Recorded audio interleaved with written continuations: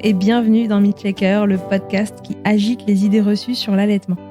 Je suis Charlotte Bergerot-Palisco, je suis ostéopathe de formation et j'ai destiné ma pratique aux femmes et aux enfants, en particulier dans cette période charnière autour de la grossesse, de la naissance et du postpartum, avec une spécificité, trouver et libérer chez les bébés les tensions qui les empêchent de téter correctement, afin de mettre en place un allaitement serein. Ce podcast, je l'ai imaginé pour vous offrir des témoignages variés, des expériences de famille qui ont allaité plus ou moins longtemps et avec plus ou moins de facilité. Ici, vous allez découvrir l'allaitement sous toutes ses coutures. Vous pourrez aussi vous informer auprès de professionnels, tous spécialisés dans leur domaine, qui vous apporteront lors d'épisodes experts les informations les plus justes pour savoir vous orienter en cas de difficulté. Mon objectif est très simple, offrir ces informations à toute mère, famille et tout professionnel qui souhaite se renseigner sur le sujet.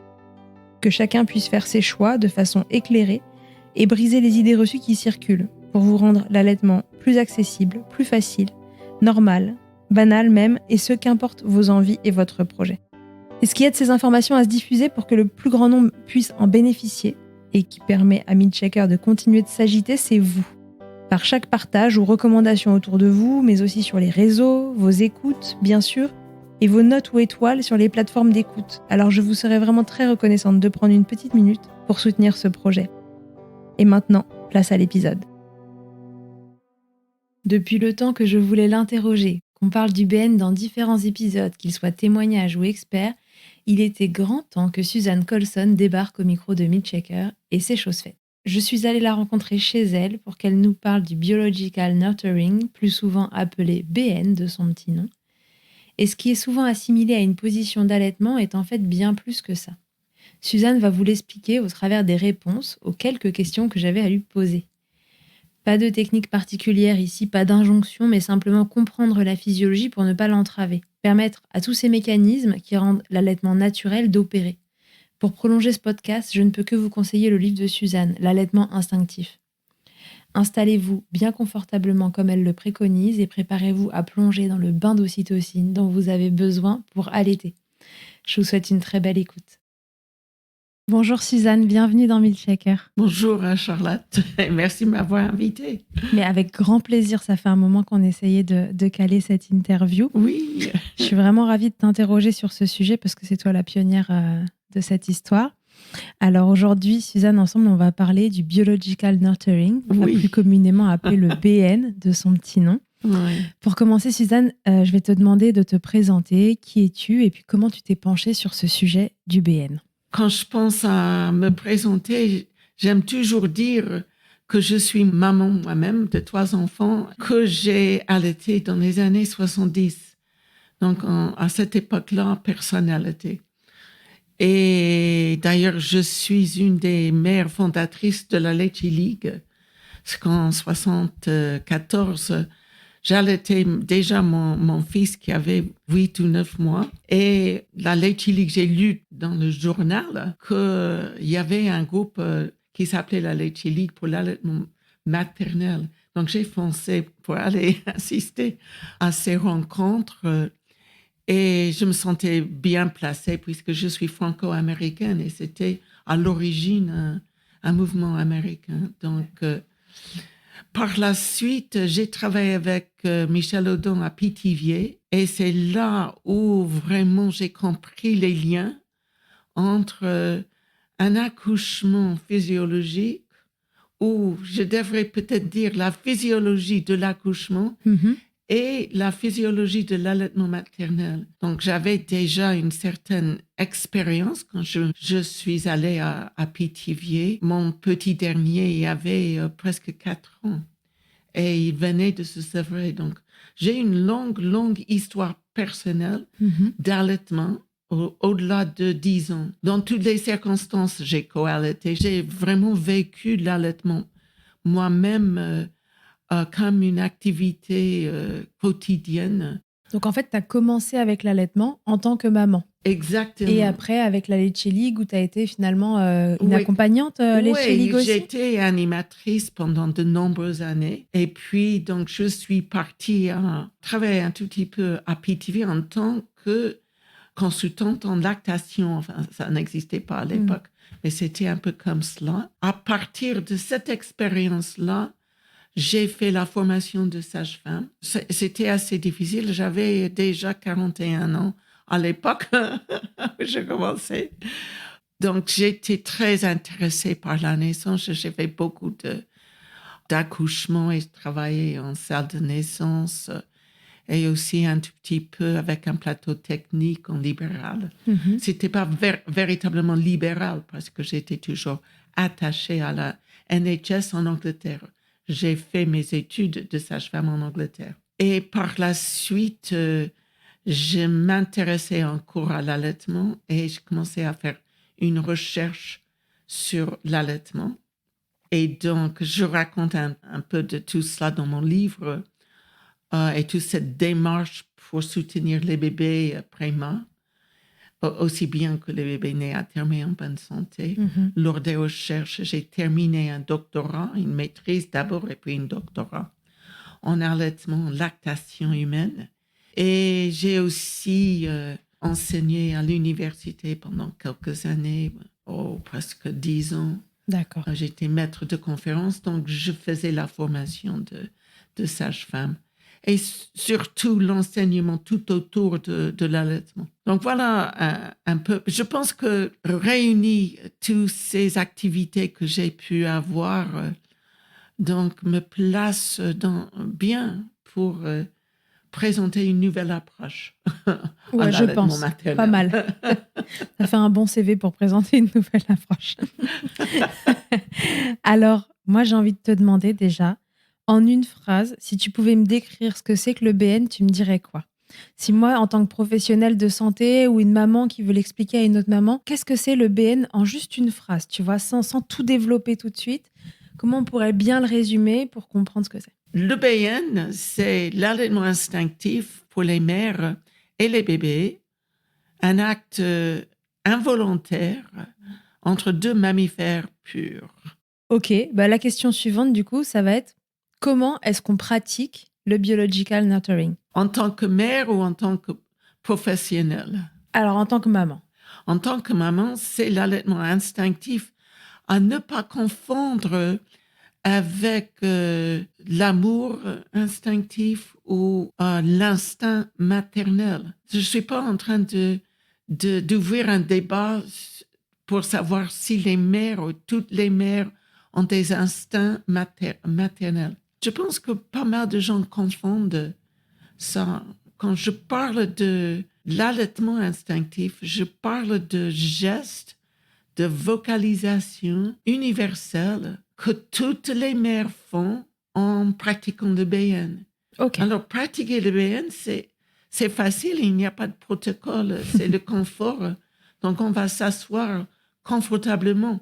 Alors, dans tous les protocoles d'allaitement, on dit que la maman doit être confortable. Et puis, on impose 2 positions qui sont les plus inconfortables à tenir Tout à fait. pendant Surtout en longtemps. postpartum. Exactement. Donc, être assise avec, quelques ostéopathes appellent ça la position de la dactylo et que c'est la position la plus difficile à maintenir pendant longtemps entre 15 minutes et 1 heure ou 2 heures, n'est-ce pas? Donc, on impose ces positions-là et même l'allaitement sur le côté, il faudrait vraiment se caler bien et avoir à la portée de main tout le matériel pour se caler. Ouais. Si on veut être confortable en position sur le côté. Pour revenir juste sur la position dactylo, pour que les gens comprennent bien, parce qu'on n'est qu'en audio, il faut vraiment imaginer quelqu'un derrière un appareil, une machine à écrire là, à l'ancienne, et cette position très droite, vraiment jambes et Oui. tronc à 90 degrés, qui en effet est assez difficile à tenir. Et pour cause, l'être humain n'est pas fait pour être assis de façon prolongée. En fait, c'est une position Exactement. hors allaitement, contre laquelle on se bat un peu même en tant qu'ostéo pour les gens qui sont devant des ordinateurs, etc. Parce qu'en fait, ils se font mal au dos au fur et à mesure. Ça met beaucoup de pression sur les vertèbres lombaires, beaucoup de pression sur le périnée en fonction de comment on respire aussi. Nous, ce qu'on leur dit en tant qu'ostéo aux gens qui travaillent devant un ordi toute la journée, c'est bouger, en fait. Bouger. Allez travailler un coup debout, un coup assis, marcher, déplacez-vous le plus souvent possible pour rester en mouvement. Donc, en fait, c'est assez logique de se dire que ces positions, du coup, assez strictes qu'on propose aux mamans allaitantes, d'être assises, le dos droit, etc., ne sont pas confortables. Et de surcroît en postpartum, avec éventuellement une cicatrice au niveau périnéal, peut-être une cicatrice au niveau césarienne si on en a une, etc., ça rajoute encore de l'inconfort sur l'inconfort. Oui, et j'ajouterais que on a les bras qui tiennent le bébé, n'est-ce pas? On est obligé d'appuyer fort sur le dos du bébé et le bébé est toujours dans une position transversale à travers le corps, même le bébé en soi-disant la prise rugby. J'ajouterais qu'il n'y a pas une seule mère qui va rêver pendant toute la grossesse de tenir son bébé comme un ballon de rugby. Donc, je pense qu'il y a pas mal d'hommes qui cherchent à tout contrôler, même le vocabulaire Même le vocabulaire de associé l'allaitement. à l'allaitement maternel.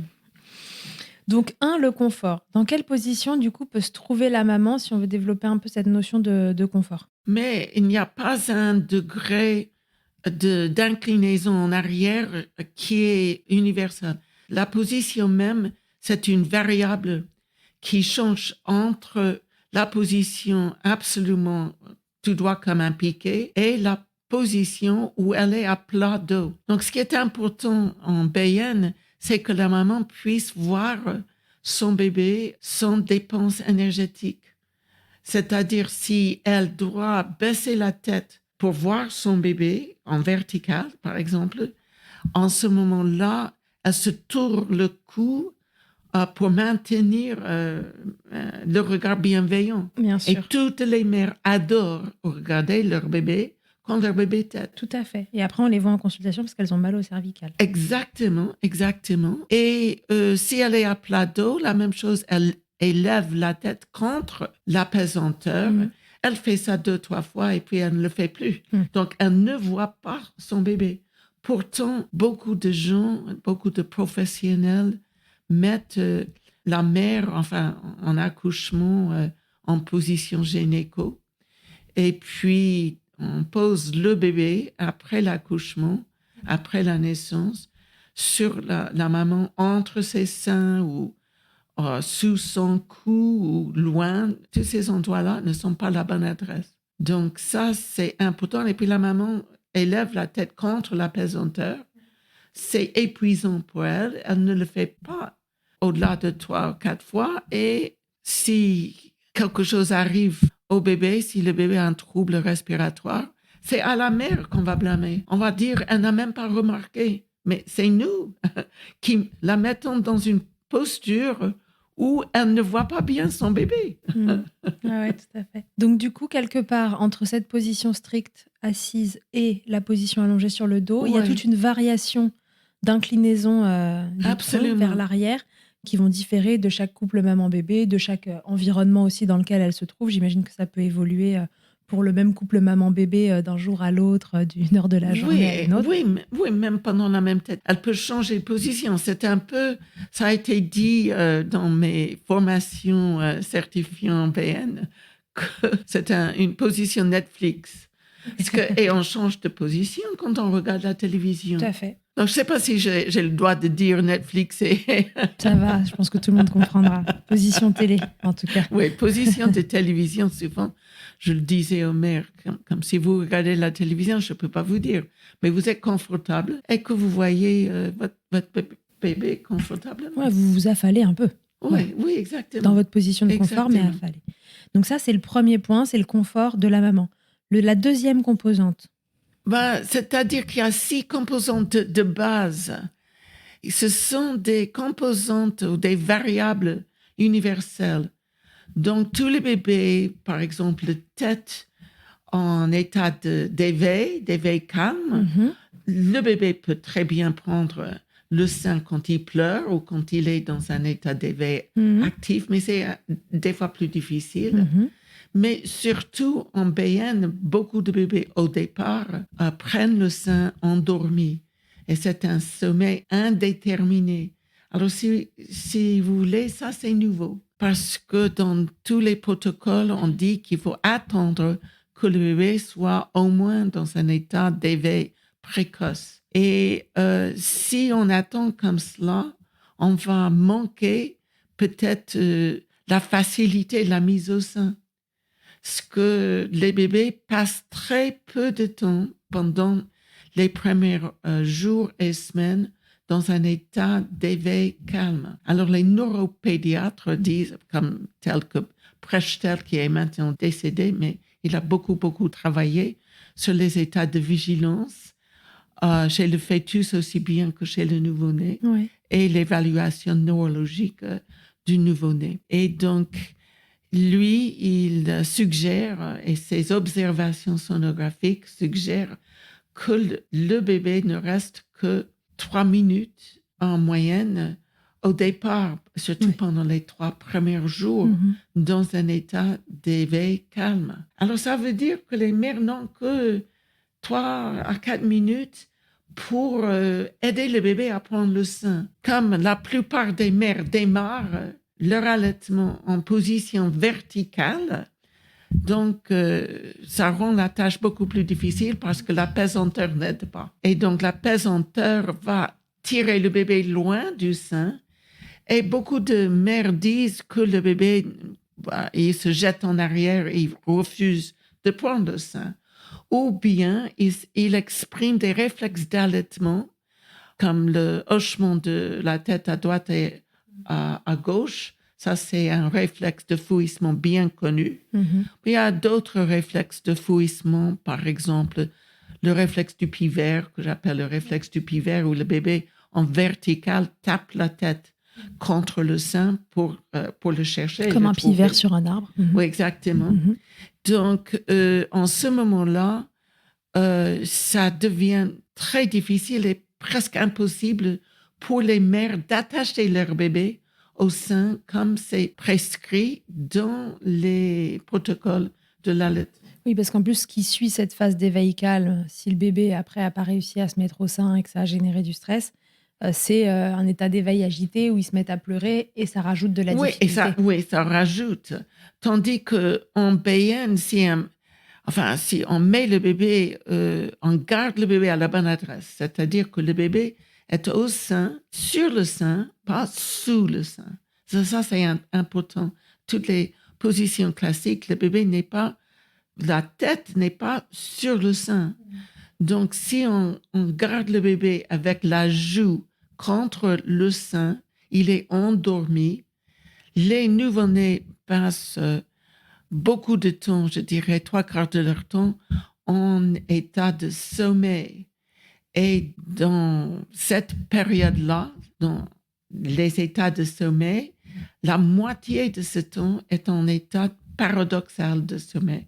Donc, en BN, il y a 3 états de vigilance. Il y a le sommeil calme qui vient de se différencier en fin de gestation du sommeil paradoxal et de la somnolence. Et alors, il passe un peu de temps dans un sommeil calme ou profond, et puis beaucoup de temps en sommeil actif ou paradoxal, et beaucoup de temps en sommeil somnolence. Alors, il tête tellement bien dans ces 3 états de sommeil, et ça renforce, si vous voulez, ça renforce les mouvements qu'il a fait tous les jours de sa vie depuis 12 semaines de gestation, succion et déglutition. Et ça commence avec une expression d'un des mouvements généraux que Prechtel identifie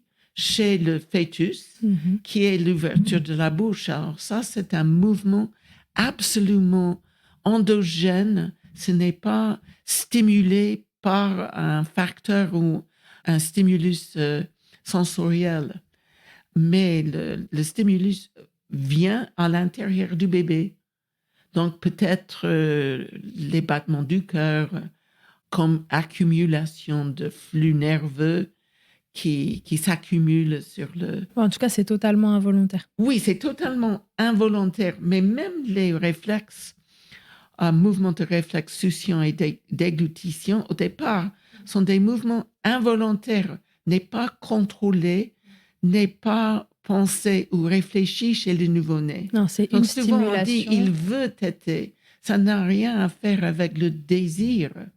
Et un bébé ne peut avoir ou exprimer un véritable désir, peut-être que quand il est éveillé dans un état d'éveil calme.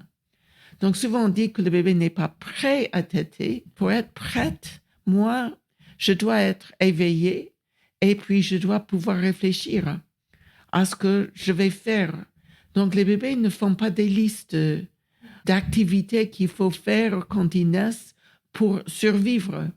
Ils ont des mouvements endogènes stimulés par des facteurs endogènes ou exogènes qu'ils ne contrôlent pas, ouais, qui sont Exactement. totalement innés. Et petit à petit, ils vont conditionner les réflexes. Donc, plus on allait de façon ponctuelle, peut-être 3 fois dans 1 heure, et pas une fois toutes les 3 heures, qui correspond à rien. Pour résumer, on pourrait dire que le nouveau-né développe à partir des compétences qu'il a acquises dans une vie antérieure. Et nous avons tendance à vouloir coller les biorhythmes, aussi bien circadiens que alimentaires, d'un enfant ou un bambin, un enfant plus âgé, à nos bébés.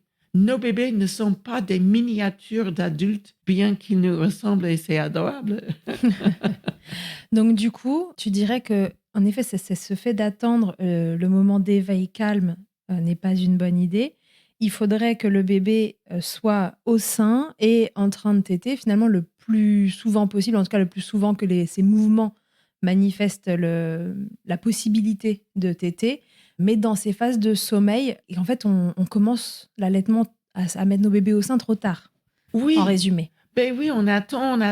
Déjà, on a attendu 9 mois. Donc, tout le monde dit aux mères, mais attendre que le bébé soit prêt. Et les bébés sont toujours prêts à téter. Donc, disons que le bébé ne prend pas le sein à la bonne adresse. En ce moment, au lieu de commencer avec l'enseignement, n'est-ce pas, de techniques d'expression, du lait d'expression manuelle, on pourrait, si le bébé est à la bonne adresse, on ouvre la bouche, on met le sein dedans et on peut exprimer directement dans sa bouche. Parce que c'est réflexe pour lui, encore une fois. Mais oui, mais s'il a la bouche pleine de colostrum, il va déglutir. C'est exactement comme il fait dans l'utérus pendant tout ce temps. Oui, rappelons que les bébés déglutissent leur liquide amniotique de façon Ils transfèrent le liquide amniotique. Donc, ils ouvrent la bouche et la bouche se remplit de liquide amniotique et ils déglutissent. C'est un genre de mémoire corporelle pour le bébé de démarrer c'était comme cela. Mais si il y en a des bébés qui têtent très bien, même tout de suite après la naissance, quand ils sont éveillés, dans un état d'éveil calme. Oui. Donc, ce n'est pas la peine de mettre le bébé endormi si le bébé déjà tête très bien en éveil calme.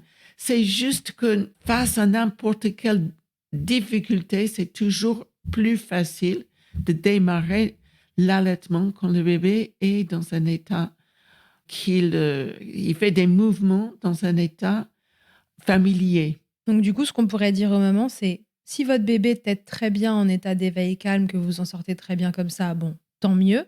Ça va être des phases plus courtes à choper dans la journée pour vous, pour mettre votre bébé au sein. Mais s'il y a une petite difficulté de ce côté-là, qu'on n'arrive pas trop à se caler, la solution, ça va être en fait pas d'intervenir du coup, mais au contraire de le mettre simplement au sein tout le temps et de le laisser avec ses réflexes et ses mouvements involontaires innés, finalement téter dans son état de sommeil. Et c'est ça qui va lui permettre d'acquérir de conditionner des biorhythmes aussi bien, de conditionner les réflexes. Mais je reviens un peu parce que c'est pas qu'on tient le bébé tout le temps au sein, sauf pendant les premières 48 heures. Oui, mais là, on parle vraiment du démarrage, en effet, mais comment l'allaitement se met en place. La plupart des bébés de nos jours et dans nos maternités, dans les pays, je dirais, industrialisés, à haut revenu, alors la plupart des bébés pendant les premières 48 heures, passent leur temps dans le berceau à côté du lit de la mère. Alors, c'est dommage de séparer. On appelle ça le maternage proximal. Mais le BN, c'est beaucoup plus qu'un maternage proximal parce que au départ et pendant les 3 premiers jours, on garde le bébé autant qu'on le désire à la bonne adresse. Alors, on attend 9 mois pour avoir un bébé. Et puis, qu'est-ce qu'on fait? Il arrive et elle aura beaucoup de chance si elle a un petit moment en peau à peau avec son bébé après la naissance. Puis, on l'habille, on l'enveloppe dans un linge et on le met dans une boîte en plastique. Alors, je n'arrive pas à comprendre cette attitude. C'est pas comme si on peut donner des mauvaises habitudes à un nouveau-né.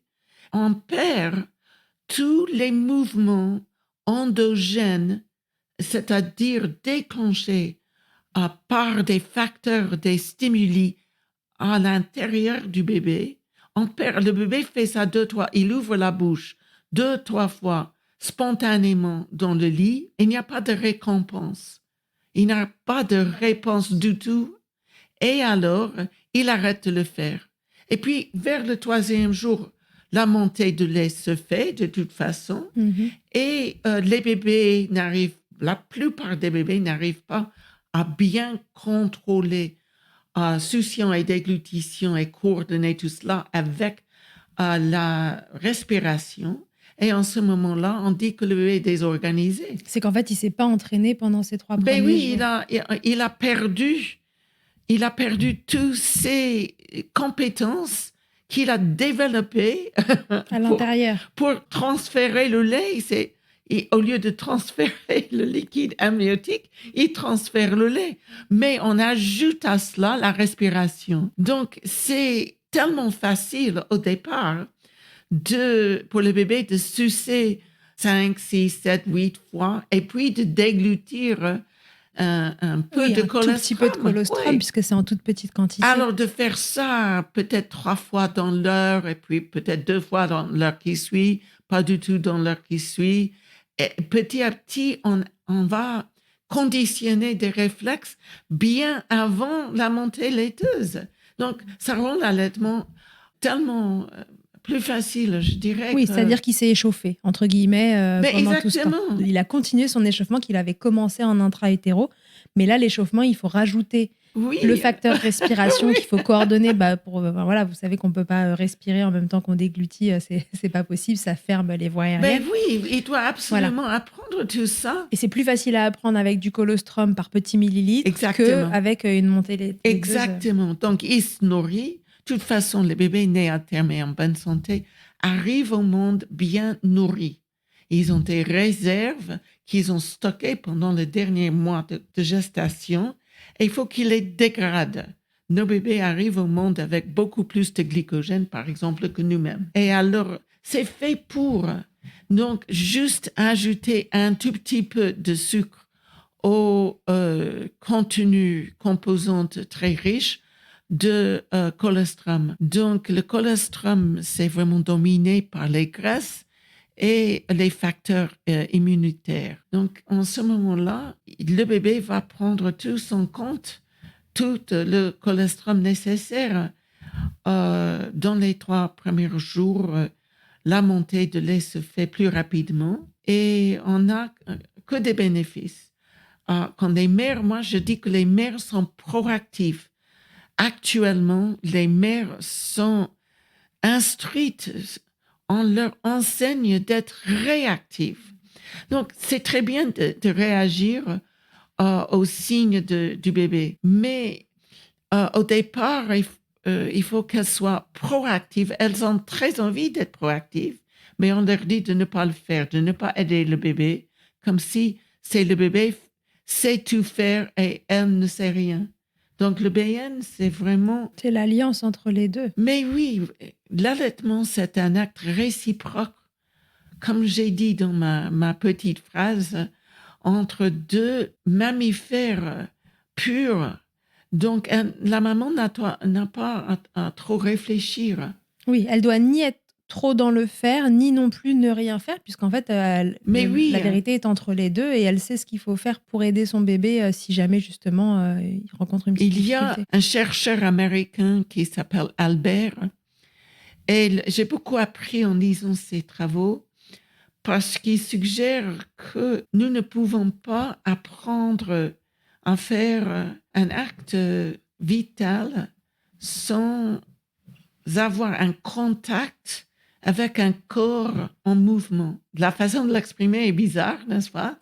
C'est-à-dire que le corps de la mère apprend au bébé comment téter et le corps du bébé apprend à la mère comment allaiter. Et donc, c'est réciproque. Nous ne pouvons pas apprendre comment allaiter d'un livre. Je peux pas écrire un protocole BN parce que ça n'existe pas.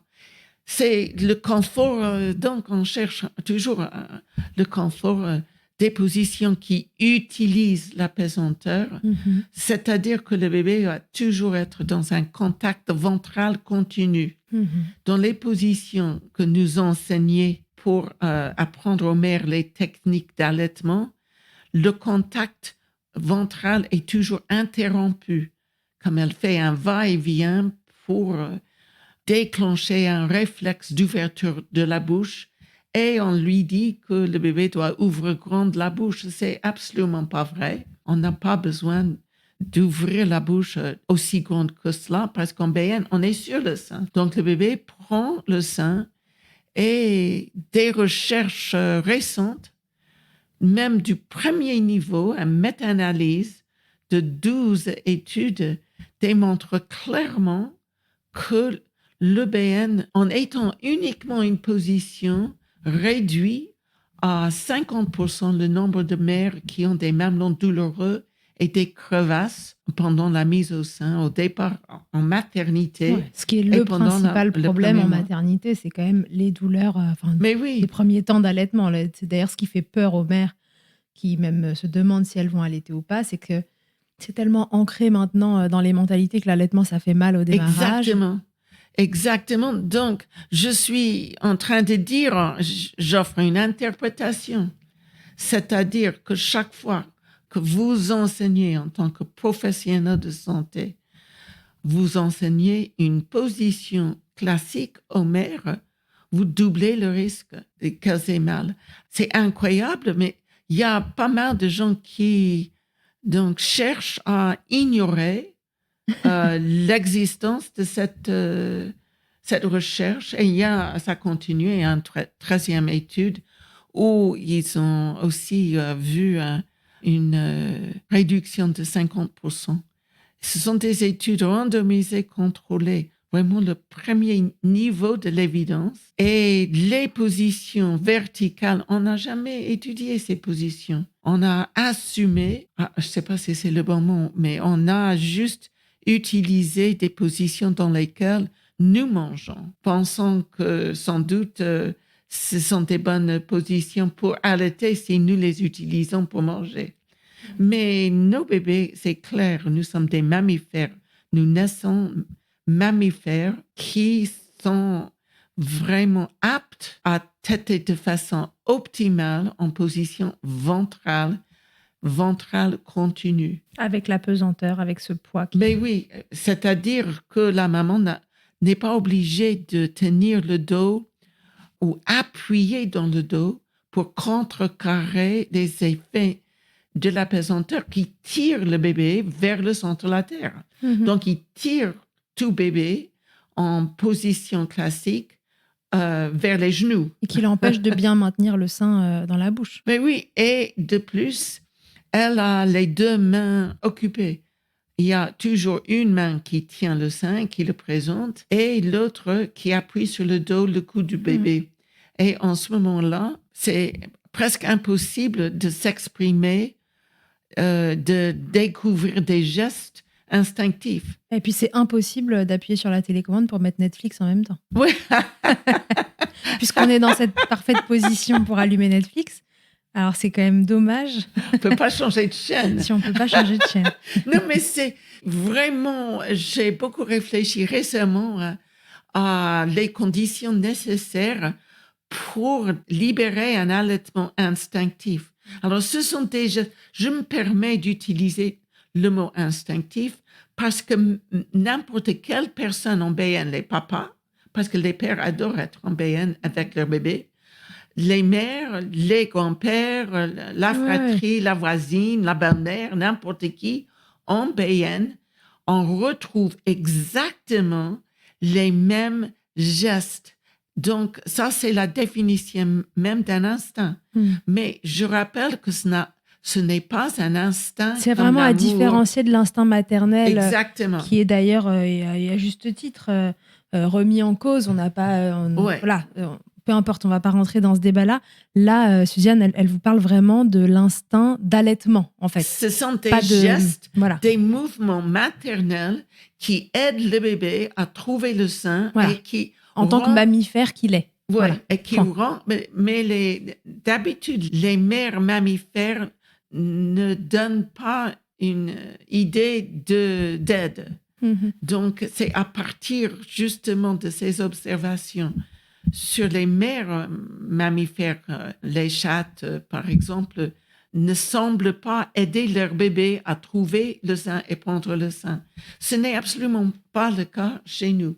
Nous aidons nos bébés à moins qu'on nous dise de ne pas le faire. Et actuellement, la plupart des professionnels de lactation disent qu'il faut laisser faire le bébé. C'est absolument faux. Les bébés ne sont pas plus compétents que leur mère. Leurs mères ont eu énormément d'expérience dans la vie et elles sont prêtes et elles ont tout en elles pour trouver la façon de le faire. Mais c'est nous, avec nos positions imposées, qui limitent l'utilisation des mains. Je peux rien faire de façon spontanée si mes mains sont prises. Oui, tout à fait. Donc, on n'a jamais remis en question toutes ces positions qui créent la plupart des problèmes qu'elles sont supposées régler ou résoudre. Ok. Du coup, si on repart sur nos 6 composantes, on s'est un peu égaré, mais peut-être que du coup, tu en as dit d'autres. On avait dit 1, le confort maternel. Le confort, oui. 2, les états d'éveil de bébé, donc le fait qu'il peut tout à fait téter dans son sommeil et que s'il tète en état calme, tant mieux, mais sinon, vraiment, l'idée, c'est qu'il soit au bon endroit le plus souvent possible, en tout cas, autant que le désire la maman. Tu l'as dit tout à l'heure et je pense que c'est important de le préciser parce que peut-être qu'on n'a pas, on n'a pas tout justement cette envie de l'avoir en permanence sur nous, mais autant qu'on le souhaite, en tout cas, on ne doit pas être freiné par on dit il faut le poser dans son berceau, etc. Et c'est surtout les premiers jours. Oui, voilà, bien sûr, on parle des démarrages. Si on ne désire plus porter son bébé, donc on va le savoir déjà parce qu'on l'a porté beaucoup pendant les 2 premiers jours. Et la lactation commence vraiment à se mettre en place à partir de tout ce temps au départ. Mais si on désire continuer à porter son bébé, c'est aussi bien, il n'y a pas de raison. En 3, du coup... Les composantes, c'est le contact ventral continu. Dont on a parlé. Donc ça, c'est aussi, je dirais, aussi important que la position adossée pour la mère. Parce que dès qu'elle est adossée, elle ouvre son corps. Oui, et donc de facto, le bébé se retrouve en contact ventral continu. Puisqu'avec la pesanteur, il se retrouve face à face. Exactement. Donc la pesanteur scotche le bébé au corps. Et puis, il y a je dirais que dès que la maman voit son bébé endormi, elle le regarde avec tellement de curiosité, de bienveillance, d'amour. Mais on n'est pas obligé d'aimer nos bébés tout de suite quand on accouche. Et puis des fois, je ne sais pas, on peut être peut-être fâché parce que ça a fait très mal. On peut regarder le bébé et voir l'oncle Georges. Et on n'a jamais aimé l'oncle Georges. Donc, il est très possible qu'on n'a pas des sentiments d'amour tout de suite après l'accouchement. Moi, je ne vois pas de problème vis-à-vis de cela. Je n'attends pas que toutes les mères tombent instantanément amoureuses de leur bébé. Mais quand le bébé est en contact ventral continu, elle est confortable. elle regarde son bébé, elle devient curieuse et elle commence à explorer. Il dort, donc il ne fait pas de demande. Elle commence à compter les doigts de pied, elle regarde derrière les oreilles, elle fait des tas elle découvre son bébé. Les bébés sont faits pour être mignons. Et surtout, chez beaucoup de femmes, si vous êtes dans le bus et une femme entre avec un nouveau-né, vous avez toutes les femmes, beaucoup de femmes, peut-être pas toutes, qui « Oh, que c'est mignon et tout, et tout ». Beaucoup d'hommes aussi, c'est pas juste réservé aux femmes, cet amour. Quand on tient le bébé comme ça, juste à le regarder, puis il se réveille, et puis il arrive à nous regarder, il y a le croisement des yeux. Alors, ces facteurs stimulent la pulsatilité de l'ocytocine. Et c'est la pulsatilité élevée de l'ocytocine qui déclenche des mouvements spontanés, des mouvements et des comportements instinctifs. Et donc, ça va main en main avec, parce que ce regard bienveillant et le croisement des yeux, mais les femmes, réduisent et neutralisent l'inhibition néocorticale. La neutralisation de l'inhibition néocorticale va main en main avec une pulsatilité élevée de l'ocytocine. Oui. Sachant que le néocortex, c'est celui qui fait de nous des êtres différents justement de l'animal pur, de tout autre social, mammifère, etc. Nous avons un très grand cerveau qui nous aide à réfléchir, à calculer. Voilà, c'est ce qui nous fait trop réfléchir, le néocortex, ce qui est surstimulé dans le monde d'aujourd'hui. Oui. Et donc là, tu disais, voilà, ce moment, ce regard, ces échanges avec les yeux permettent la pulsatilité de l'ocytocine qui, elle, inhibe ce néocortex. C'est bien ça? Je pense que c'est l'inverse. C'est-à-dire que quand l'environnement désactive le néocortex. Ah, d'accord. Ça commence par l'environnement qui désactive le néocortex, alors ça permet la pulsatilité de l'ocytocine. Alors la pulsatilité va... Mais c'est difficile parce que sûrement que l'un joue sur l'autre et inversement. Oui, l'un peut nourrir l'autre. Mais mon travail en tant qu'accompagnante BN, c'est de vraiment veiller à ce que l'environnement même soit propice à une pulsatilité élevée de l'ocytocine. Ouais, qui déclenche ces comportements innés. Oui, encore une fois. Exactement. Donc, pour le faire, je vais, par exemple, baisser la lumière, tamiser la lumière. Je ne vais pas poser de questions. C'est chaque fois que je pose une question, je fais réfléchir. Ça active le néocortex. Je ne vais pas initier une conversation banale. Est-ce que vous savez ce que vous allez, le prénom de votre bébé, par exemple, à la naissance? Ce que je voudrais qu'elle reste vraiment dans sa bulle. Et donc, je protège cette bulle. Et c'est ça qui est important. Du coup, ce serait un peu cette quatrième composante, le regard, cette pulsatilité de l'ocytocine. Oui. En BN, l'objectif, c'est ou bien protéger, parce que l'ocytocine est une hormone timide. On a dit, Michel l'a dit. C'est vrai. Faut dire que en tout cas, l'ocytocine naturelle est timide. Oui. Si vous avez lu tous ces livres à Michel, vous allez voir que j'ai pris toutes ces idées et je les applique à l'allaitement. Et surtout, l'allaitement au départ. Parce que l'allaitement au départ, c'est une activité involontaire, intime. Une continuité entre de cet personnes. Mais plus tard, les mères adorent parler de leur bébé, et même au départ, mais pas pendant le temps qu'elles initient. Parce que pendant le temps qu'elles initient, elles sont avec leur bébé, pas avec d'autres personnes. Et c'est cet apprentissage réciproque entre deux corps en mouvement qui est important pour libérer l'allaitement et les gestes instinctifs. Ouais, et quand tu dis ces tout premiers temps, c'est vraiment les premiers jours, en fait, ce moment où on est à la maternité, quoi. Globalement, avant la montée de lait. Oui. Donc, c'est tellement plus facile. Ce serait bien... on pourrait faire tout genre d'hypothèses vis-à-vis de cela parce que les mères peuvent peut-être éviter cette nuit de Java, qui est le 3e jour, je ne sais pas, si elles allaitent beaucoup la journée. Le bébé n'a pas un sens de jour et nuit, un biorhythme circadien. Donc, c'est pas comme si il doit téter la nuit.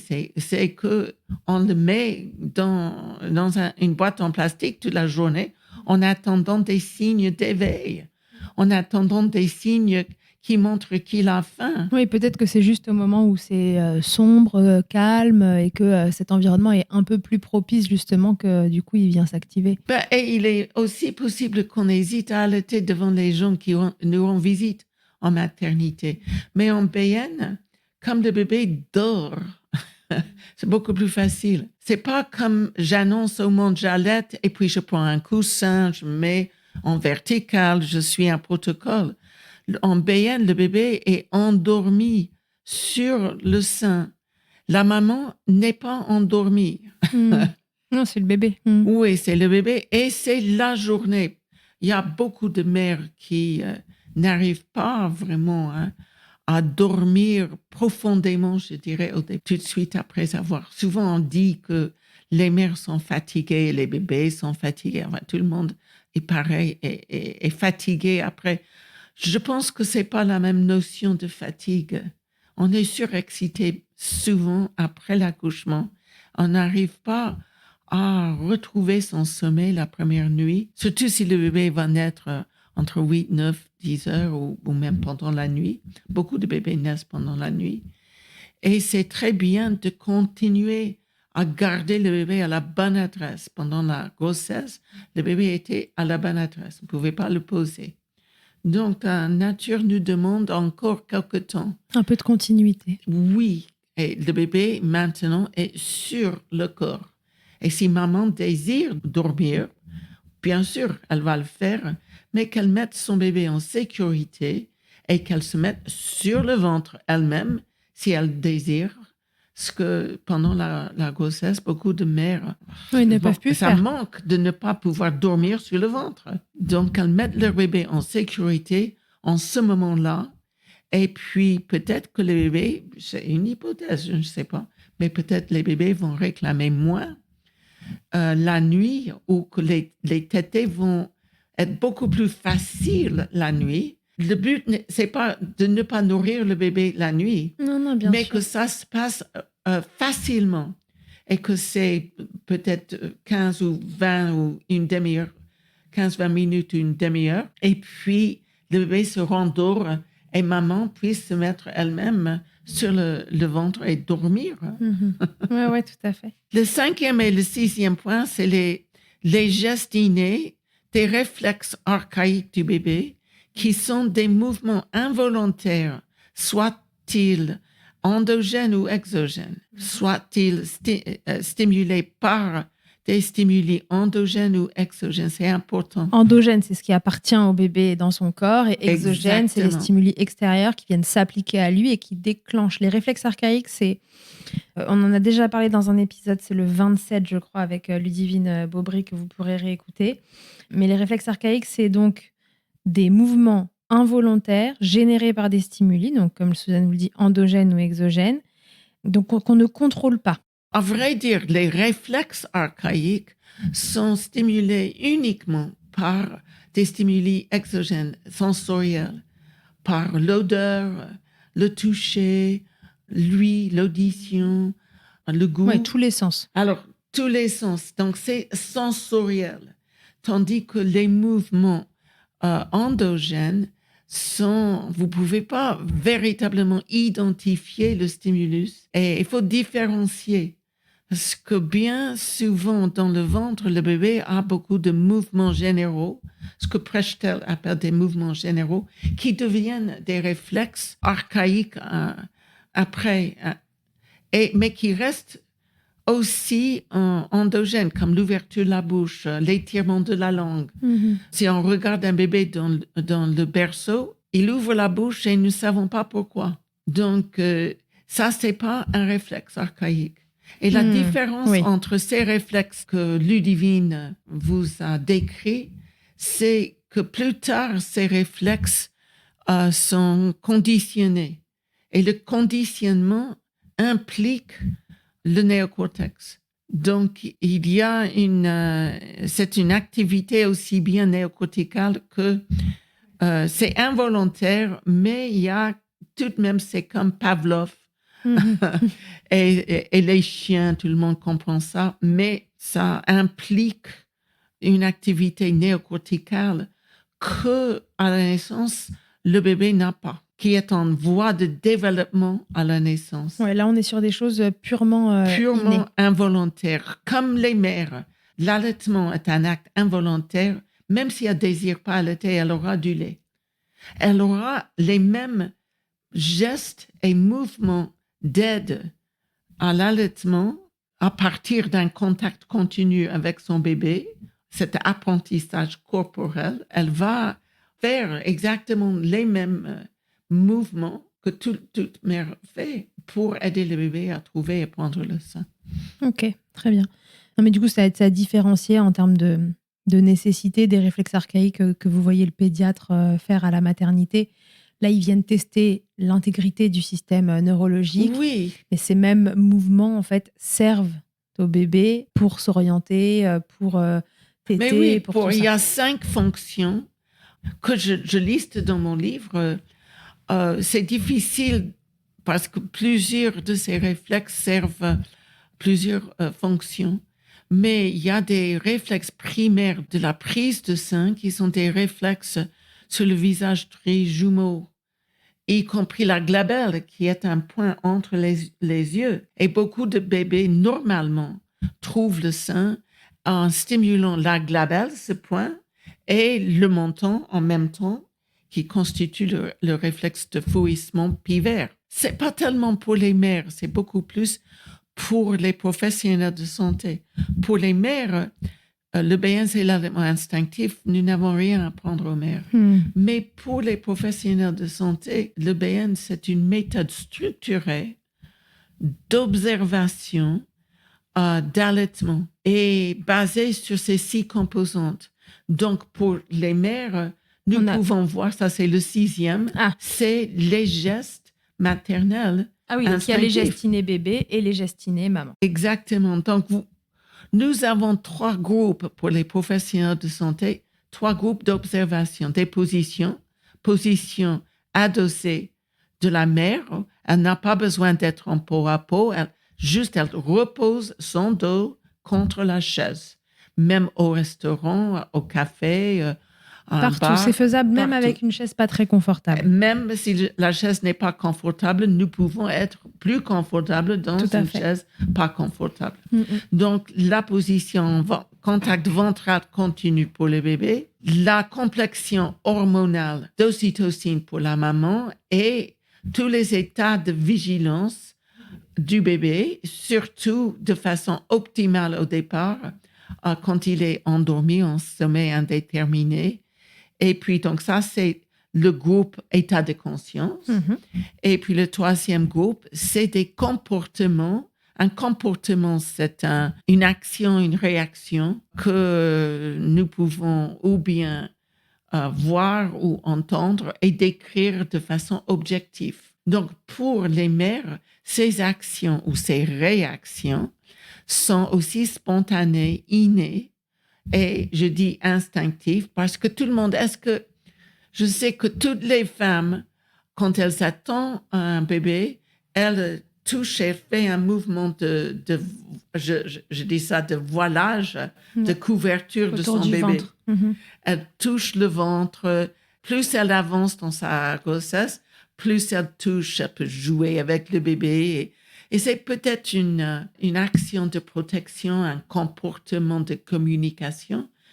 Nous pouvons interpréter ce geste que toutes les femmes font lors de la grossesse. Mais après, en BN, toutes les femmes font ce même geste et bien souvent, juste après la prise de sein, elles font un genre de même, exactement le même. C'est vrai. Exact. Et c'est ce que je montre souvent lors de mes présentations. Toutes les mères et toute personne en BN va placer... Oui, sans même que le bébé tète. Oui, placer le bébé sur son corps à un point confortable pour les deux. Et les mères placent leur bébé, à moins qu'on leur dise de ne pas le faire. Souvent, les protocoles peau à peau disent que les mères ne devraient pas placer ou déplacer leur bébé. C'est absolument ridicule de dire à la moitié d'une relation de ne rien faire, de ne pas répondre, de ne rien... Les bébés ont besoin qu'on les guide, bien sûr. Nous sommes leurs oui, parents. Pourquoi pas. Donc ça, toute personne le fait. Ça s'appelle le placement. Mm-hmm. Le visage trijumeau et les nerfs trijumeaux sont très sensibles. Et toutes les mères vont stimuler sans vraiment toucher le ganglion qui se trouve juste à côté à chaque oreille. Le trijumeau, c'est vraiment un nerf sensitif pour toute la face. Exactement. De haut en bas, qui a 3 racines, le front, le maxillaire supérieur, donc la mâchoire supérieure, la pommette, si vous voulez, et mâchoire inférieure. Et le ganglion, il est devant l'oreille, la racine de la mâchoire. Et alors, je montre ces gestes et aussi un genre de voilage sur le haut de la tête. Je viens de faire toute une journée passionnante avec les IBCLC à Bordeaux. Et je leur invitais juste de ne pas mettre sa main sur la tête, mais de juste stimuler juste au-dessus des cheveux. Et on le ressent, ça. Et les mères le font spontanément. Ouais. Toutes les mères font un nid autour de leur bébé avec les 2 bras. Toutes les mères et toute personne. Oui. Les grands-pères font ça en BN, mais uniquement en BN. Alors pourquoi? Parce qu'on a les 2 mains libres. C'est la pesanteur qui scotche. Le bébé, oui. Le bébé au corps en contact ventral continu. Donc, c'est pas des choses que j'enseigne aux mères, mais cette discussion que nous avons, c'est peut-être beaucoup plus dirigé vers les professionnels de santé. Il n'y a pas de protocole. Le degré d'inclinaison change, mais le contact ventral continu reste pareil, même quand le bébé est dans plusieurs orientations. Il peut être longitudinal, en oblique et en transverse. Oui, ça, je pense que c'est important à rappeler parce que c'est vrai que dans la description qui est faite un peu rapidement du BN, on a toujours l'idée, enfin moi c'est ce que les mamans me disent quand elles arrivent en consultation, elles me disent le BN j'ai du mal parce qu'il faut le mettre vertical. Ouais, et je leur dis mais c'est ça. Pas ça le BN. Ouais. Le BN, enfin vous pouvez le mettre à 360 degrés autour de vous si vous avez envie d'avoir son corps sur votre tête. Finalement vous pouvez. C'est plus la pesanteur que vous venez mettre et cette capacité que le bébé va avoir avec la pesanteur aussi à garder plus facilement le sein en bouche, à ce que le flux de lait ce soit plus lui qui le gère plutôt qu'il lui arrive dans la bouche assez fort. Beaucoup de mères, aujourd'hui, comme moi j'ai allaité, on ne parlait jamais du REF. Enfin, si, peut-être on avait un réflexe d'éjection fort, mais c'était vu comme un atout, tandis qu'aujourd'hui, c'est vu comme un problème. Le réflexe d'éjection fort, toute mère a ce réflexe. La question, c'est comment le bébé le gère. C'est un allaitement efficace. Mais le bébé est prématuré. Il a besoin de plusieurs mois de maturité pour pouvoir contrôler. Et certains bébés ont du mal pendant les premiers 6 mois. En BN, au moins, ils contrôlent s'ils tètent. Certains bébés vont arrêter de téter, attendre. D'autres bébés vont presque suffoquer sur le réflexe fort. En ce moment-là, les mères peuvent l'aider à lui parler tout doucement. Il va rattraper, il va apprendre petit à petit comment contrôler le réflexe, mais c'est beaucoup plus un problème de bébé, pas de mère. Je crois que chaque fois qu'il y a un problème, les mères disent si j'avais su, si j'avais fait, c'est ma faute. C'est pas, les bébés sont nés, nos bébés naissent avec tous les systèmes qui sont immatures. Ouais. Mais en tout cas, on peut se dire que être dans des positions attenantes au BN avec le bébé qui a la pesanteur pour lui va probablement, un peu comme pour les douleurs dont tu parlais tout à l'heure, diminuer les impacts de ce réflexe d'éjection plus ou moins fort parce que le bébé va avoir finalement plus son mot à dire si voilà, je vais arrêter de téter, j'enlève ma tête, etc. Ce qui est moins facile dans les positions où il se retrouve un peu avec le lait qui lui coule fort dans la bouche et qu'il il a pas ces réflexes archaïques bien... Mais oui, encore une fois, le bébé ne se dit pas je vais arrêter la tétée. C'est spontané. C'est un peu comme nous, c'est spontané. Ça le gêne, il se retire. J'ai un tuyau de gazon et j'ouvre le robinet, je mets un spray, n'est-ce pas? Tu vas pas penser je dois éviter. Non, c'est un réflexe. Oui, il y a certains mouvements réflexes qui nous restent involontaires. Et pour ça, il faut être dans une position où ces mouvements peuvent s'exprimer de façon positive. Parce qu'en position classique, la plupart des temps, on supprime les réflexes en disant aux mères, vous enveloppez le bébé ou vous prenez sa main. Qu'est-ce qui supprime sur le dos? Qu'est-ce qui fait dans ces positions-là que les réflexes archaïques s'expriment moins bien? C'est le fait de justement de ne pas avoir cette pesanteur et ces frottements naturels du bébé contre la maman.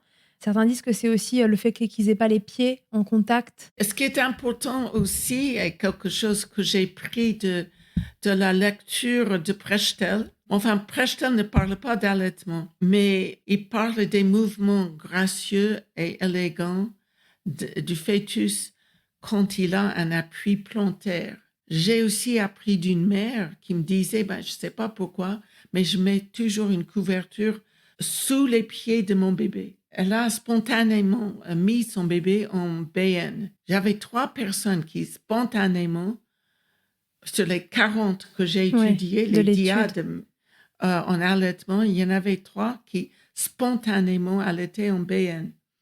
Et les autres commençaient leur allaitement, les tétés en position classique. Alors, elle m'expliquait qu'elle mettait une couverture. Et je me suis dit, mais elle a raison. Parce que Prechtel le dit. Donc, pour conserver la fluidité des mouvements, si on met, la plupart des bébés, de toute façon, ont un appui plantaire avec la plante des pieds contre le corps, peut-être la cuisse de la mère ou contre l'environnement. Mm-hmm. Mais si le bébé ne l'a pas, beaucoup de mères spontanément vont le mettre. Vont le créer. Et ça va main en main avec une expression plus fluide des mouvements. D'accord. Et en BN, la pesanteur, l'appui plantaire et les tétés en sommet indéterminé travaillent ensemble pour adoucir l'intensité et l'amplitude des mouvements du nouveau-né, qui sont très souvent perçus comme étant brusques et saccadés. Oui, d'accord. Donc ça va venir atténuer ça et donc faciliter la prise de sein pour l'allaitement. Ben oui, oui. Ça va aller sur une autre question que je voulais te poser, c'est finalement, est-ce que le BN, est-ce que c'est une position ou est-ce que c'est bien plus que ça? Est-ce que c'est pas plutôt comment créer les conditions les meilleures simplement? Mais oui, c'est ça. C'est-à-dire que nous cherchons en BN à identifier les variables, les composantes, les comportements, parce que toutes ces composantes sont des comportements universels qu'on trouve dans tout allaitement réussi, efficace et joyeuse. Toutes les observations protocolaires, je dirais, ne sont pas souples. Voilà ce que vous devez faire. C'est une façon. Des fois, ça marche. Je veux bien que des fois, ça marche. Si ça marche, c'est très bien. Moi, je n'ai rien contre des positions classiques. Beaucoup de mères utilisent les positions classiques une fois parce que nous avons même besoin d'être verticales dans notre vie. Nous sommes bipèdes, nos bébés sont des quadrupèdes. Enfin, il y a tellement de choses. Mm-hmm. Non, mais en tout cas, quand on voit les difficultés que les mères rencontrent aujourd'hui pour allaiter, on peut se dire que si ces positions classiques étaient suffisantes, on le saurait déjà, en fait. Donc, il faut Exactement. proposer de l'alternative. Oui, c'est depuis les années 80 qu'on a créé ces protocoles. Et depuis les années 80, plus de mères initient l'allaitement, mais 3 mois, il y a un tiers ou même plus de celles qui initient dans presque tous les pays industrialisés qui ont arrêté. Et surtout l'allaitement exclusif qui est recommandé pendant au moins 6 mois. Je crois que 6 mois, c'est très bien de le dire, mais c'est... C'est-à-dire qu'en dehors des moyenne, aspects positionnels, etc., on a aussi toute la composante sociétale, c'est-à-dire que comme les femmes reprennent le travail tôt, etc., exactement. Voilà, il y a différents facteurs qui viennent oui, c'est pas se surajouter. Mais je dirais que de toute façon, la diversification peut commencer entre 5 et 7 mois. Donc, on a dit 6 mois en moyenne, mais beaucoup de bébés, là, on peut parler des signes d'un besoin de diversification. Mhm. Et il y a beaucoup de signes. Là, on peut même se permettre d'enseigner ces signes aux mères. Mais ça, c'est beaucoup plus tard, quand le bébé est prêt et peut montrer qu'il est prêt. Des signes, oui. Avant ça, là, on est vraiment sur des choses plus involontaires. Exactement. Au départ, si le bébé a des réflexes, il va téter. Il y avait une autre question que je voulais te poser. Souvent, dans les positions BN, il y a une petite confusion qui est faite avec le pot à pot. On dit beaucoup aux mères aussi de façon générale pour initier l'allaitement, et puis même sans parler d'allaitement, on est beaucoup aujourd'hui à dire qu'il faut faire du pot à pot, que c'est très important, etc. Moi, ce que je constate quand j'en parle avec Clément, c'est qu'il y en a qui sont à l'aise avec ça, d'autres qui ne sont pas à l'aise avec ça. Ouais. Et en lisant ton livre, je me suis rendu compte qu'avec les études que vous aviez faites, vous ne voyez pas de grande différence en fait entre ce contact peau à peau et le contact rapproché voilà, dans cette position, dans cet environnement propice pour bébé et pour maman, sur les différentes constantes. Est-ce que tu peux nous en reparler rapidement? Oui, juste un petit peu. Je pense que le pot à pot peut être délicieux. Ouais. Donc ça, je ne suis pas contre le pot à pot. Mais je pense qu'on a tendance à associer un contact, n'importe quel contact nu avec l'allaitement réussi. Et pour moi, ce n'est pas une variable, un comportement universel. C'est-à-dire qu'on peut très bien allaiter sans jamais avoir eu un contact peau à peau.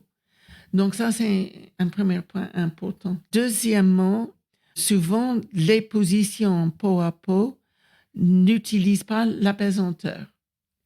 Donc, quand la maman est à plat dos et le bébé est à plat ventre, il aura du mal à élever la tête contre l'apesanteur. Et donc, ça peut créer des troubles respiratoires. Ou on blâme la mère parce que, comme j'ai dit, elle ne voit pas son bébé qui peine pour respirer. Oui, donc ça, c'est si vraiment elle est en position allongée complète. On ne parle pas justement de... Mais regardez presque toutes les photos qu'on voit de peau à peau, la maman a du mal à voir son bébé, même si elle est légèrement relevée.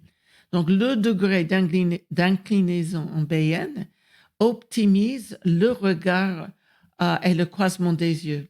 Et ça, je ne peux pas le dire assez. Donc, ça, c'est quelque chose, je veille en tant que sage-femme à ce que elle peut voir son bébé. Quand elle voit son bébé, sans dépense énergétique, quand le bébé est dans une position où il dépense le moins d'énergie possible pour prendre le sein, ça marche. Et prend le sein rapidement. Mais s'il doit passer 55 minutes à trouver le sein parce qu'on l'a placé loin, ou si on le place sous le menton de la mère, en ce moment-là, peu de bébés peuvent faire marche en arrière parce que leur motricité n'est pas mature. En ce moment-là, c'est encore les procédés, les protocoles qui sont en faute. Donc, je peux regarder la mère et si son visage ne peint pas un portrait de l'ocytocine, en ce moment-là, je vais peut-être chercher la raison. C'est peut-être que l'oncle Georges, le pauvre l'oncle Georges, est dans la chambre et elle est gênée parce qu'elle ne veut pas être nue devant l'oncle Georges. Ou peut-être elle ne veut pas être nue pendant n'importe qui. Oui, même pas nue tout court d'ailleurs. Exactement. Donc, souvent, elle est la seule personne dans la chambre qui est nue. Et donc, ça va faire chuter la pulsatilité de l'ocytocine. L'ocytocine, c'est le carburant d'un allaitement efficace et joyeuse, je dirais. Moi, tu vois, typiquement, je n'ai pas un souvenir, alors ça fait déjà 5 ans maintenant que j'ai accouché, mais qu'on m'ait demandé que le pot à pot soit quelque chose de nécessairement allongé. Mais par contre, il y avait cette notion, en effet, de nudité.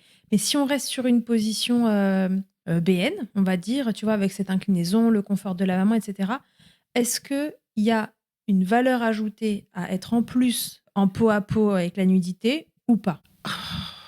Je ne sais pas. Je ne saurais pas dire. C'est vraiment à chaque diade. C'est comme si tu me demandais si on a intérêt à être nu quand on fait l'amour. Chacun fait ce je qu'il veut, dirais quoi. oui, à moins que non. Je ne sais pas. Ça dépend de l'environnement. Donc là, ce qui est important, c'est de s'écouter et d'être à l'aise, parce que c'est ça qui va permettre cet environnement propice, confortable, doux, qui va permettre la pulsatilité de l'ocytocine. Souvent, on disait, les mères peuvent se dire, je peux pas allaiter quand je suis dans un jardin public parce que je dois être nue. Mais c'est pas vrai. Elle n'est pas obligée d'être nue. D'autres mères qui adorent ça. Moi, je connais une maman qui avait un porte-bébé où elle pouvait vraiment, ça couvrait, elle pouvait sortir avec son bébé dans le porte-bébé nu. Le reste de son corps n'était pas nu, mais le contact, elle aimait ça. Donc, je peux pas préconiser qui va aimer ça. Tout ce que je dis, c'est pas un comportement pas nécessaire, en tout cas. Universel nécessaire. Ok. Non, mais c'est bon, ça répond à ma question. C'est pas nécessaire, c'est un plus. Et si c'est ok pour vous et que ça préserve un environnement propice où vous êtes confortable, très bien. Sinon, c'est pas obligatoire. Au départ, les bébés naissent nus. Donc, souvent, on va réveiller le bébé pour le déshabiller, pour le mettre en pot à pot. Alors ça, je trouve absolument ridicule. Il ne faut pas réveiller les bébés. On les allaite endormis. Enfin, le bébé est endormi. Mais au départ, le pot à pot est surtout une façon merveilleuse de stabiliser le bébé après l'accouchement. Et plus l'accouchement a été difficile, je dirais que plus le pot à pot va aider le bébé à naître et à retrouver et stabiliser tous ces systèmes physiologiques. Et je pense que ça, c'est beaucoup, beaucoup mieux que de le mettre dans un incubateur. C'est beaucoup, beaucoup mieux. Même si on doit donner un tout petit peu d'oxygène à un bébé, on pourrait le faire parfaitement bien avec le bébé placé juste sur la poitrine, pas nécessairement entre les seins, parce que l'idée, c'est pas l'allaitement. Non, c'est le contact. L'idée, c'est une stabilisation physiologique. Et ça, c'est tellement, tellement important. Et donc ça a du sens plus pour stabiliser bébé, c'est constante, et plus juste après l'accouchement pour passer de cet état liquidien, etc., à cet état aérien. Exactement. Une fois ce truc-là passé, si ça vous plaît, tant mieux, continuez. Sinon, c'est pas un critère indispensable à ce qu'un allaitement se passe bien. Ça calme les mouvements. C'est juste ce contact, tactile important où la maman va régler la température de son bébé si la salle de naissance est bien chauffée. Parce qu'il ne faut pas que les mères non plus aient froid. Oui, bien sûr. Il y avait un truc que je trouvais intéressant, et puis moi, c'était intéressant plus pour moi parce que je suis ostéopathe et que ça m'a parlé, puisqu'on parlait tout à l'heure de l'ocytocine. Il est possible qu'il y ait un lien entre la position BN, mais vraiment au sens mécanique du terme, parce que la maman on n'est pas assis, vous voyez, sur les os des fesses, on est assis vraiment plus sur le sacrum, on vient enrouler le bassin. Et il y aurait un lien entre cet enroulement du bassin possible et la sécrétion d'ocytocine au niveau du cerveau. Ça, j'ai trouvé ça intéressant parce que tu dis, en fait, le visage des mères change entre le moment où elles sont droites c'est ça que j'ai noté. C'est ça que j'appelle la complexion hormonale, qu'on peut lire presque sur le visage et le tonus et les comportements de la mère, un changement hormonal. Comme, par exemple, on pourrait lire sur le visage de n'importe quelle personne dans la voiture s'il se fâche. Et il y a un taux d'adrénaline visiblement. Et on appelle ça le rage de la route, n'est-ce pas? Où des gens peuvent même quitter leur voiture et donner des claques, n'est-ce pas? Donc, leur tonus, leur visage est plein d'agressivité, n'est-ce pas? Donc, on peut faire la même chose vis-à-vis de l'ocytocine. C'est presque, si on cherche un descriptif de cela, il suffit de regarder les descriptifs sur le maquillage. Ouais. C'est juste ça, n'est-ce pas? C'est vraiment intéressant. Alors, quand j'ai parlé de cela à un ostéo, naturopathe, qui m'aidait à observer des comportements et calculer la validité et la fiabilité des comportements lors de ma recherche, il m'a dit, mais oui, je comprends pourquoi. Parce que dès qu'on se balance en arrière, ce mouvement même déclenche un genre de flux nerveux peut-être. Je comprends pas exactement. En ostéopathie, le crâne et le bassin sont liés, en fait. Oui. Donc, ce qui se passe au niveau du bassin a des répercussions au niveau du crâne et inversement. Donc, le fait de vous mettre en arrière et plutôt que d'être sur les os des fesses, de venir basculer sur votre sacrum, donc la pièce osseuse qui est pour le coup entre les fesses, ça va avoir un effet sur le crâne. Et lui, il t'expliquait... Et que ça pouvait donc appuyer sur l'hypophyse postérieure où est stockée, bien sûr, l'ocytocine. Donc, je trouvais ça intéressant et j'ai mis ces hypothèses dans mon livre. J'ai ajouté un tout petit peu. Moi-même, suivant mes connaissances, j'avais jamais vraiment étudié cela. Non, mais c'est possible que juste mécaniquement, déjà, il se passe quelque chose qui hormonalement ait un effet et c'est super intéressant, je trouve. Oui, je trouve que c'est intéressant aussi.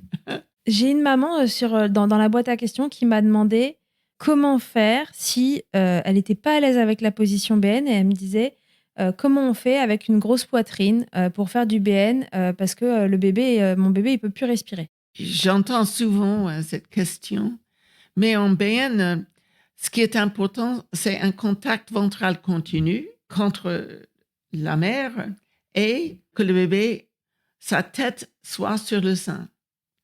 Donc, si elle a ses seins qui sont volumineux, si le sein est plus bas, elle mettra le bébé plus bas.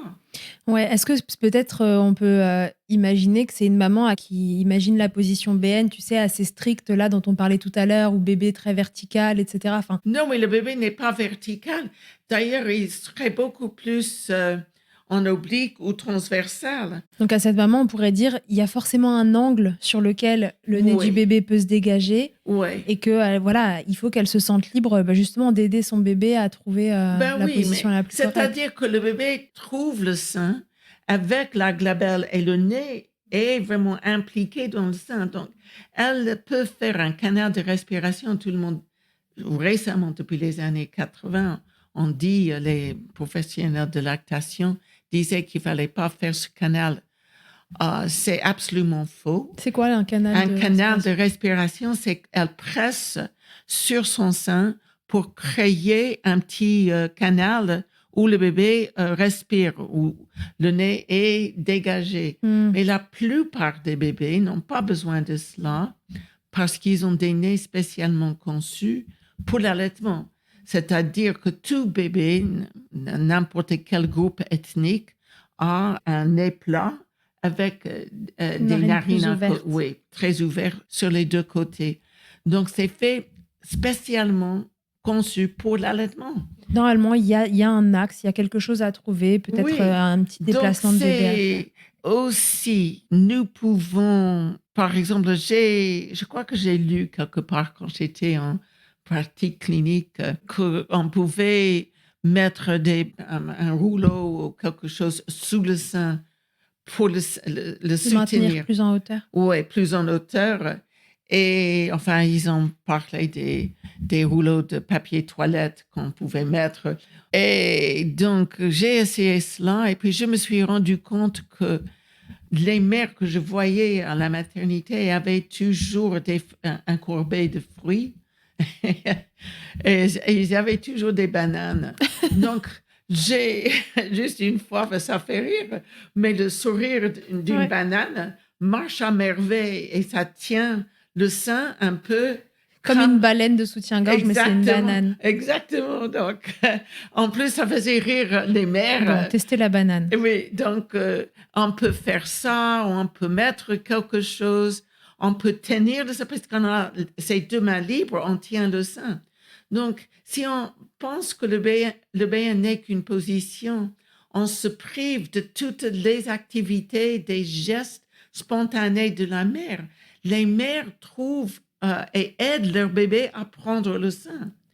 Et donc, en BN, les mères sont proactives. Ouais. Au départ, bien sûr, après, elles ne vont pas mettre un bébé à 4 mois. Bien sûr, après, ils se débrouillent. Quand il est endormi, elle n'a pas besoin de porter un bébé de 3 semaines tout le temps. Non, tout ça, c'est vraiment valable pour les démarrages, en fait, d'allaitement. Surtout pour les 3 premiers Très jours. important. Le temps de transition métabolique physiologique, je dirais. OK.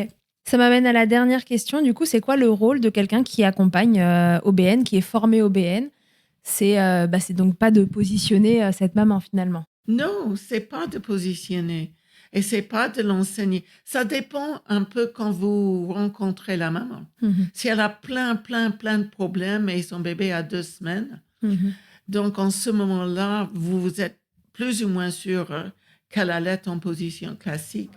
Et il faudrait commencer par l'écouter pour qu'elle puisse exprimer toutes ses émotions et puis de pouvoir clarifier exactement quels sont les problèmes. C'est peut-être un simple problème d'utiliser la force de la pesanteur. Le bébé ne veut pas prendre le sein, elle dit. Et vous pouvez lui dire, le bébé, à son âge, a très peu de volonté. Donc, elle peut se sentir démunie parce qu'elle pense que son bébé n'aime pas son lait ou n'aime pas le sein. L'écoute, suivant les procédés Rogers ou d'autres personnes, et puis la clarification, et puis donner des points d'information et pas des solutions.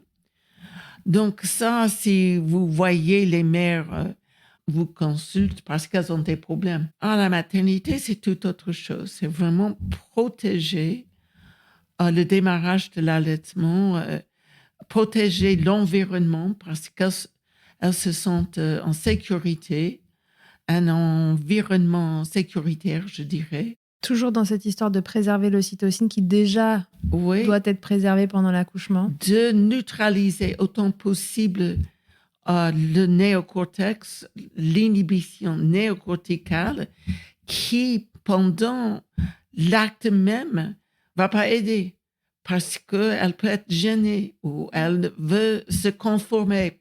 Oh, pas devant les voisins, n'est-ce pas? Donc, c'est protéger la mère et l'enfant dans leur bulle. Protéger leur intimité. Ouais. Je dois chercher une activité pour quelqu'un qui gêne. Et je ne peux pas juste dire à la belle-mère qu'elle doit partir. Je dois absolument protéger, tamiser la lumière, être sûr que quand elle initie l'allaitement, qu'elles sont en parfaite sécurité. Ouais.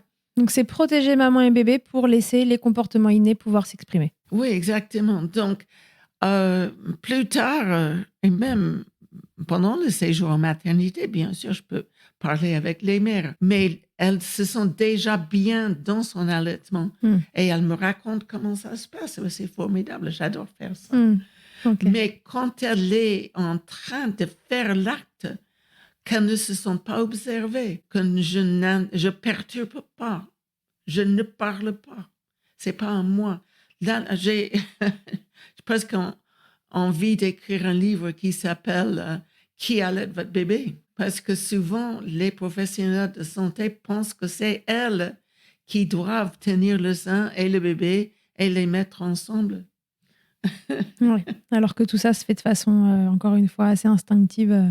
Les gestes et les comportements, les vocalisations sont instinctifs pour les mères si elles ont deux mains libres et si elles ne sont pas restreintes par l'inhibition néocorticale. Donc, c'est à moi de neutraliser. Elle ne peut pas le faire. C'est l'environnement dans lequel elle se trouve qui fait en sorte qu'elle peut entrer dans cette bulle d'ocytocine. Ouais. Et on pourrait du coup se dire que le conjoint, la conjointe, enfin le deuxième parent pourrait prendre ce rôle-là. Oui, absolument. Et il peut aussi l'encourager, chuchoter, par exemple. Il peut faire partie, mais c'est très important. Il peut être juste derrière elle avec ses bras autour, c'est adorable. Comme on a démarré, l'allaitement maternel, c'est un acte involontaire entre deux mammifères purs. Papa est là pour protéger aussi l'environnement propice à une pulsatilité élevée d'ocytocine, tout au moins au départ. Mais papa peut aussi avoir son bébé dans cet même environnement. Oui, ça marche pour l'allaitement, mais ça marche de façon générale pour accompagner le bébé dans ses premiers temps de vie. Oui, c'est la relation qui compte. Super. Bon, parfait. Je crois qu'on s'est tout dit. Merci, Suzanne. Ok, je vous d'avoir répondu à toutes ces questions. C'est très chouette. J'espère que ça vous aura aidé à comprendre un peu ce qu'est le BN, qui n'est pas juste une position dans laquelle on place le bébé parmi tant d'autres, mais vraiment tout un... Ce concept, c'est pas le mot, mais... plutôt un environnement à respecter pour que l'allaitement puisse s'exprimer au mieux, un peu comme on respecterait un accouchement. Il faut respecter les allaitements, finalement. Oui. Et donc voilà, j'espère que ça vous aura apporté assez d'informations pour le comprendre et pas tellement pour savoir le listing des choses qu'il faut faire, mais plus dans quelles conditions il faut que vous vous trouviez pour que la magie opère, quoi. Oui, exactement. Ok. Merci beaucoup, Suzanne. Je te dis à très vite.